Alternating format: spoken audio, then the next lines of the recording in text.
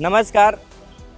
Asianet team लगातार उत्तर प्रदेश विधानसभा के हर एक मुद्दे को टटोल रही है, समझ रही है और कौन से बुनियादी मुद्दे हैं जो इस विधानसभा चुनाव में लोगों के मन में है और उन लोगों के मन को टटोलने के लिए हम अलग अलग लोगों से बातचीत कर रहे हैं।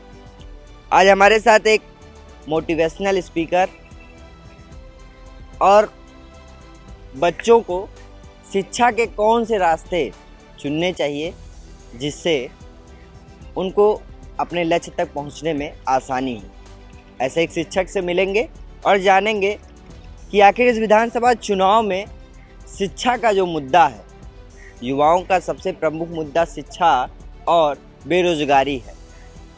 आगामी सरकार किन कामों को करके लड़कों और के मन में इसको समाप्त कर सकती है। जिसे बहुत बहुत स्वागत है। धन्यवाद अनुज जी और स्वागत है आपका सभी दर्शकों का इस एशिया नेट न्यूज़ में। सर, सबसे पहले तो मैं चाहूँगा कि आप जिस तरह से बच्चों को मोटिवेट करते हैं, जिन मुद्दों पर मोटिवेट करते हैं, वो पहले आप समझ पाए।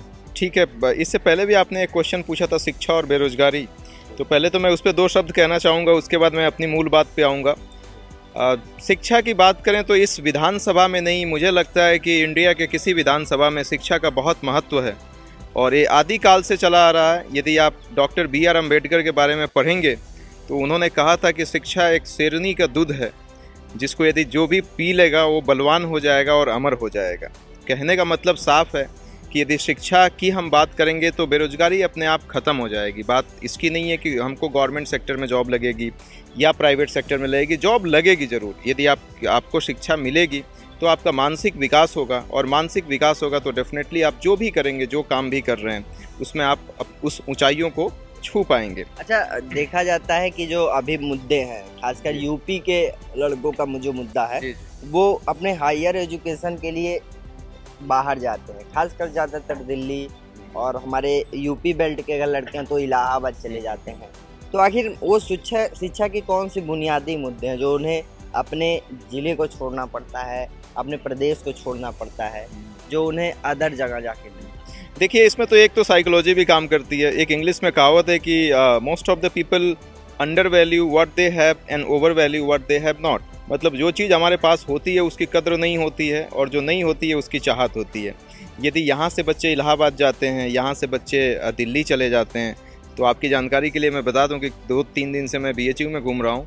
BHU में भी दिल्ली से बच्चे यहाँ पे आए हुए हैं, BHU में भी इलाहाबाद से बच्चे आए हुए हैं। तो ये बहुत छोटी सी बात है कि इंसान एक अपने घर को छोड़ के कहीं दूसरी जगह चला जाता है, वो चाहे माइग्रेंट वर्कर हो या कोई स्टूडेंट हो। तो वो माइग्रेंट वर्कर की बात करें तो वो ज़्यादा सीरियसली, जैसे आप बनारस के हैं, आप यहाँ पे हैं, लेकिन आप दिल्ली चले जाएं तो हो सकता है 2 घंटे और ज़्यादा काम करेंगे आप, या मतलब ऐसा पाया गया है। बहुत सारे सर्वे हुए हैं जिसमें ये पाया गया है। तो बच्चे भी यदि अपने घर से कहीं और चले जाएं, बहुत पहले लोग कहते कि विद्यार्थी के 5 लक्षण होने चाहिए, जिसमें अल्पाहारी, स्वान निद्रा, गृह त्यागी, वको ध्यानम, काक चेष्टा। तो उसमें गृह त्यागी वाला जो कॉन्सेप्ट है वो यही है कि हम अपने घर के पास रहेंगे तो शायद उस सीरियसनेस के साथ नहीं पढ़ पाएंगे।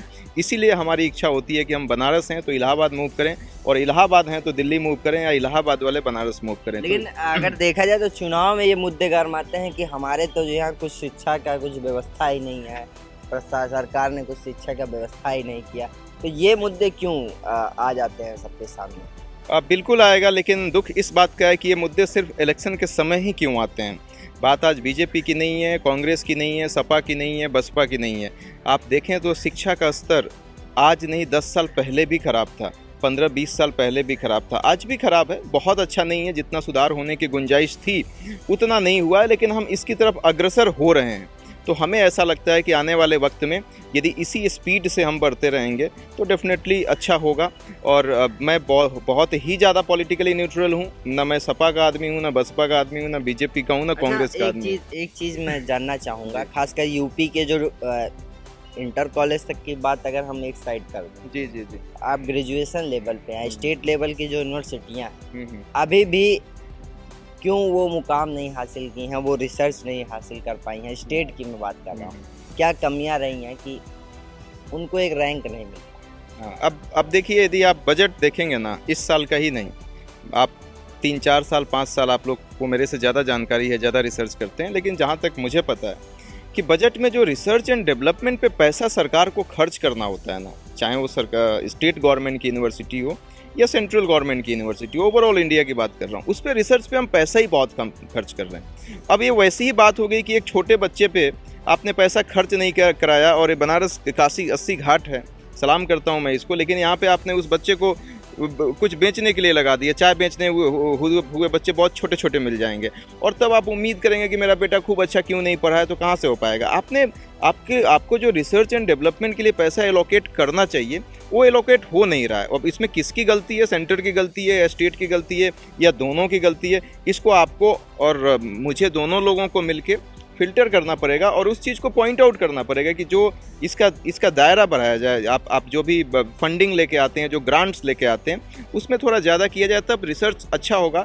और रिसर्च अच्छा होगा अनुज जी, तो मैं आपको बताता हूँ कि डेफिनेटली हम स्टेट गवर्नमेंट की जो यूनिवर्सिटी है उसको भी बहुत अच्छा कर पाएंगे, और सेंट्रल गवर्नमेंट की यूनिवर्सिटी तो होगी। लास्ट क्वेश्चन आपके ही प्रोफेशनल से, आप आईआईटी के छात्रों को शिक्षा देते हैं, उन्हें मोटिवेट करते हैं, तो उन बच्चों के लिए मैं चाहूँगा कि वो किस तरह से पढ़ाई करें और किस तरह से वो जुड़ें इस फील्ड से शुरुआत से, कि उन्हें ये अच्छी नौकरी और अच्छा मुकाम मिल सके।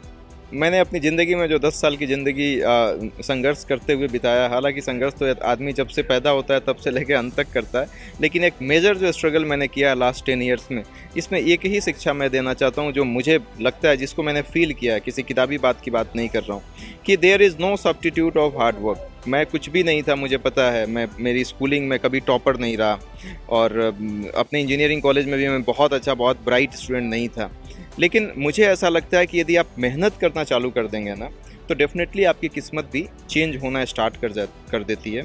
थॉमस जेफरसन ने कहा था कि the harder I work the more luck I get. मैंने जितना ज़्यादा मेहनत किया, मैं उतना ज़्यादा भाग्यशाली होते गया।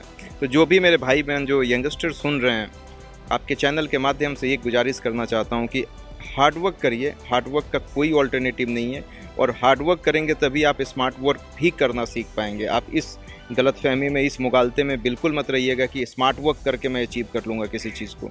स्मार्ट वर्क की भी कला आपको हार्ड वर्क करके ही आती है। तो यही लास्ट में मैं कहूँगा, और पॉजिटिव रहें, खुश रहें। तो आपका भी बहुत बहुत धन्यवाद। बहुत बहुत धन्यवाद हमारे चैनल से जुड़ने के लिए। तो ये संदीप कुमार सर थे, जो आईआईटी और तमाम डिग्री कॉलेजों, यूनिवर्सिटियों में बच्चों को मोटिवेट करते हैं, उनको शिक्षा से जोड़ने का एक रास्ता बताते हैं। और वाकई इस समय चुनाव का माहौल भी है, और बच्चे शिक्षा और बेरोजगारी के मुद्दे पर खूब घमासान कर रहे हैं, आपस में ये बहस भी कर रहे हैं कि आखिर सरकार ने दिया क्या। इन सभी बेबाक सवालों पर इन्होंने जवाब दिया, और अमूमन सरकार के साथ साथ बच्चे भी उस पर अमल करेंगे। एशियानेट न्यूज़ नेटवर्क से अनुज तिवारी, बनारस।